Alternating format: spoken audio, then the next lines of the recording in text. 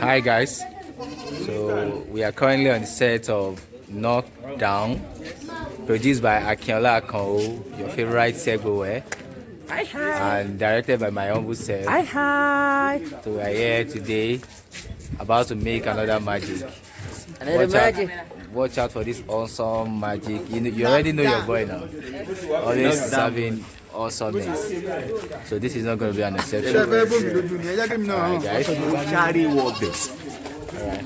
So we are currently setting up for our first location for the day, and My name is Doyin. it is going to the continuity of this project. yeah. God's been in abundance. Amen. Remember Amen. our Amen. praise. Amen. So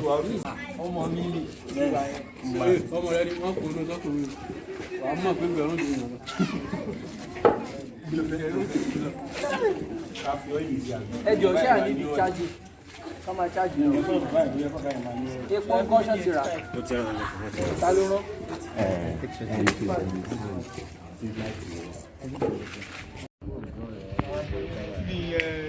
oh god ṣe line Abdullahi we are come Abdullahi. pàtàkì kan wà tí mo fẹ́ sọ fún yín o pàtàkì kan wà tí mo fẹ́ sọ fún yín ni jẹ́ ń gbọ́ mọ́ọ̀nù mo ti fún yàn lóyún.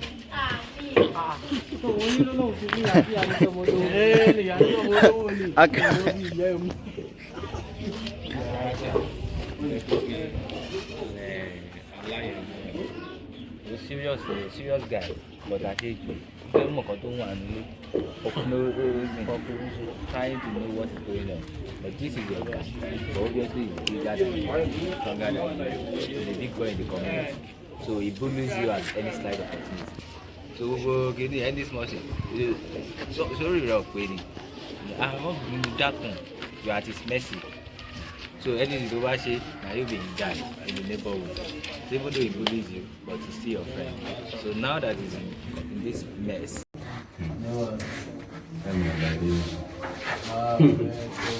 Oh my God, work for London. Oh yeah, let's go this thing now. Why now? Oh yeah. Oh yeah. Speak. Call it. Call it. Since 16/41 can be too short. Action!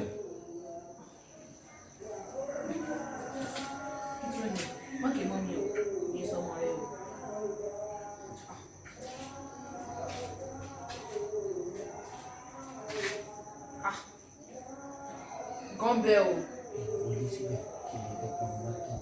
Ẹ́ ó fún tí mi. Wo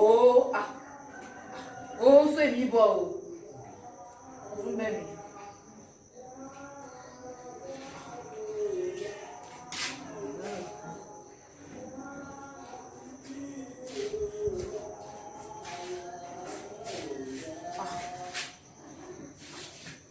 Sáṣe kíá o.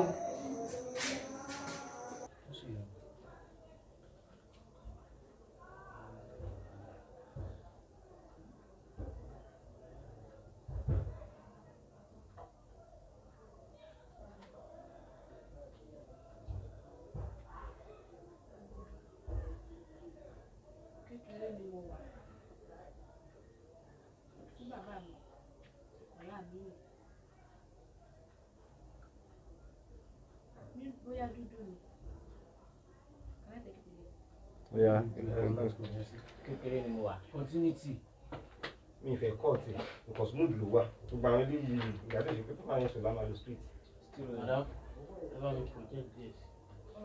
Ọlọ́run sí kéde wàhálà gbogbo wàhálà òsì mọ́ mi rárá o àmọ́ mo wá wò títí pé kí ló dé kò sí wàhálà mo bá fẹsẹ̀ ara mi rìn lọ mo rìn lọ ní wàhálà gbé wá mo gbé mo fọwọ́ tọ́ báyìí olóòmọ tẹ̀lé mi bọ̀ ọ́ tẹ̀lé mi bọ̀ mo sì gbé lọlé Ọlọ́run ò ṣe onídùúró mi ò ṣe o onídùúró mi ò ṣe o bó bá dé ènìyàn ló dúró ìbá ti máa sọ̀rọ̀ bó bá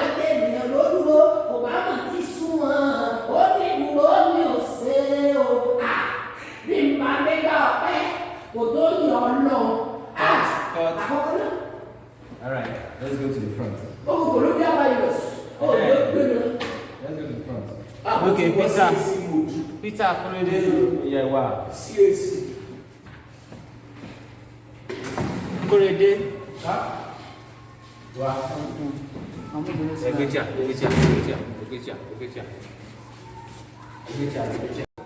Oko mi yọ o bàbá, obo mi o láṣìírí.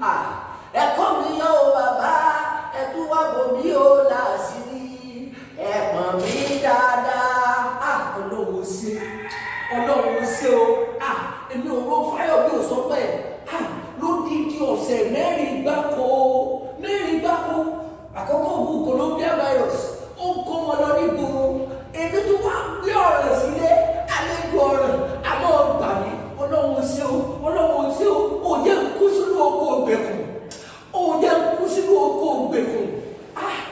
Àmọ́ Ọlọ́run dáríjì mi mo mọ̀ pé lẹ́sẹ̀ yìí ní ẹsẹ̀ náà pọ̀.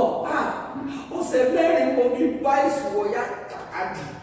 Ọ̀sẹ̀ mẹ́rin gbáko lèmi àbẹ̀sù tó ń jẹ lájọ́ mu. Àmọ́ ọgbà mi ọdún kí ìjọba tú wálẹ̀. Ìjọba ti tú wálẹ̀. Ó sí Olúwa, ó sí Ọlọ́run. Iṣẹ́ mi kò mọ̀ wá kọ́ nígboro Ìbàdàn. Àmọ́ mo kọjá ní ara mi. Mo lọ fọwọ́ mi. Mo tí wọ́n sọ̀rọ̀. Àmọ́ tí wọ́n sàánú mi. Ọgbà mi. Dájúdájú yín gé èèyàn. Èmi àtọ́lọ́sọ àti gbọ́.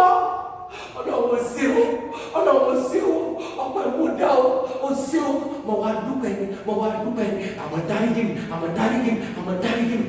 mi Ọlọ́run. Ìní sí bẹ́ẹ̀ mọ̀. Láíláí. Ètò jẹ́ tọwọ́ mi bọ́ sọ̀rọ̀. Jẹ́jẹ́ tí wàhálà bá jókòó náà ni ó máa wà. Ìní lọ bá wàhálà. Go back to singing song. Then you go back to music and action. Ìní jẹ́ tọwọ́ mi bọ́ sọ̀rọ̀ mọ́. Jẹ́jẹ́ tí wàhálà bá wà. Ibẹ̀ náà ni ó jókòó sí. Ìní súnmọ́. Onídùúró mi ò ṣe o. Mo mọ̀re Olúwa mo mọ̀re. Olúwa mo mọ̀re. Ọwọ́ mi lókè mo gbé ọ̀gá. Mo mọ̀re ijó lẹ́sẹ̀ mi ò mo gbé ọ̀gá.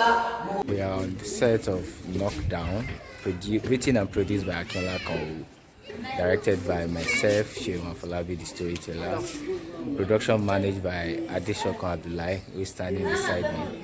It is another beautiful day to make magic, and that is our editor. Behind the scene guy. So it's going to be a project that you're going to love, from the same guy that wrote Tenitika to Omorisha to Eleri, and now this is Knockdown. It is a beautiful story. I had read the script and I fell in love with it from the onset, and I believe by the time we make this movie you are going to love it too. So watch out for this magic. Thank you.